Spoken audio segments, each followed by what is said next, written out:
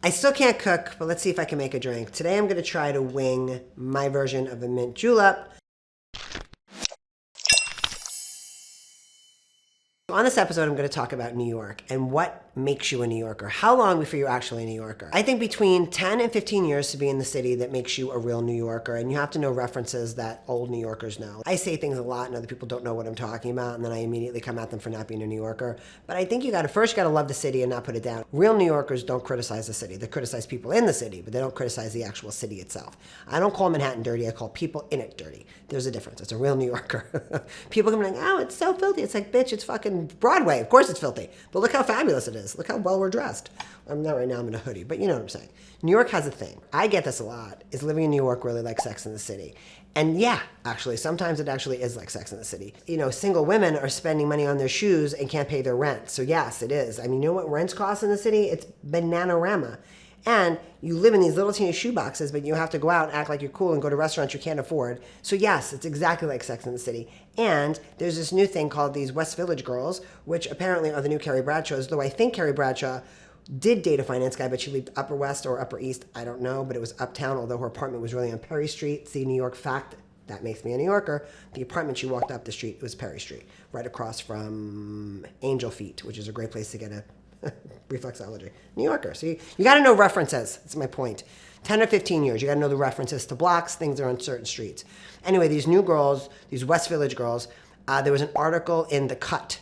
And in The Cut, they talk about this new version of the Sex and the City, Carrie Bradshaws, which are these West Village girls, which I guess work in marketing and are like influencers and date finance guys. So it's very similar to Carrie Bradshaw, but just not. I don't know about these young kids these days. So I recently caught Gossip Girl.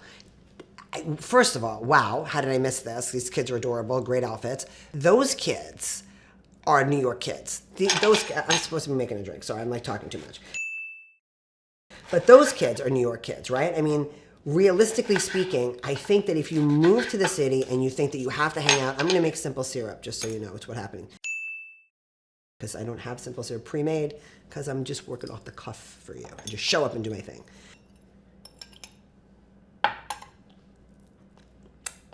No, needs more. Anyway, the kids on Gossip Girl, I feel like those are real New York kids, right? That's what New York kids, like these Upper West Side rich kids that go to like schools. What are those schools that kids go to? Those prep schools.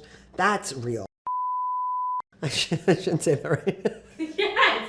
And did you fucking put that mint in there and you fucked up? No. Okay. I literally was like, go ahead.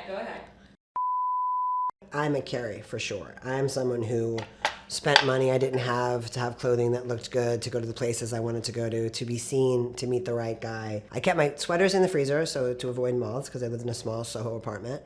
I kept shoes in my kitchen, and I couldn't afford my life, but I lived it anyway, so I was very Carrie Bradshaw. And I hung out in great places, and no one would ever know.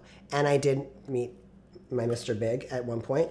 So I was more like Carrie Bradshaw than anybody else. But I think Sex and the City is really a good representation of New York and what it's like to be a single girl in New York. I think it's shocking that they're in their 30s, because I look at it now and I relate to it in my 50s. Like, how do I feel like they do?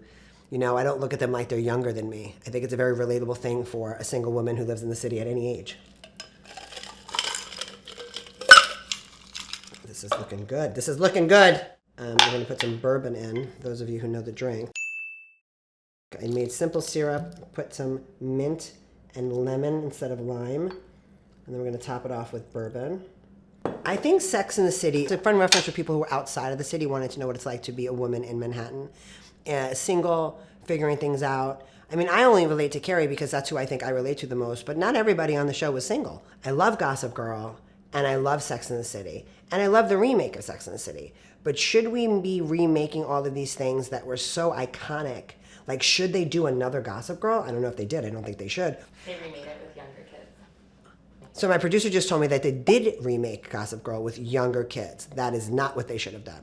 I say a big veto, X on that. They should have done Gossip Girl as they got older, like they did with Sex and the City. That was smart because it's relatable. You age with the characters you fell in love with. I think that was a super smart call. Now, your choices about what they're doing with the characters now and some of the wardrobe choices, you know, but if you're going to do the show and you're going to remake it, I think it's good, especially when you have a cult following, to do it in real time. Have the kids that were from Gossip Girl now and have them age and see if the people who grew up with them would stay with them now at the same space that they're in. And just like that, I'm going to try my cocktail.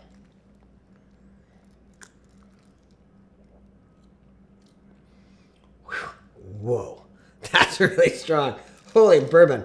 Holy cow, I've been put hair on my chest. I have it everywhere else, the chin, now the chest. So it's last call, and if you are thinking about coming to New York and living here, everyone should live in New York for a while. Everyone should work in food and beverage, and everyone should live in New York. New York is an incredible place to live.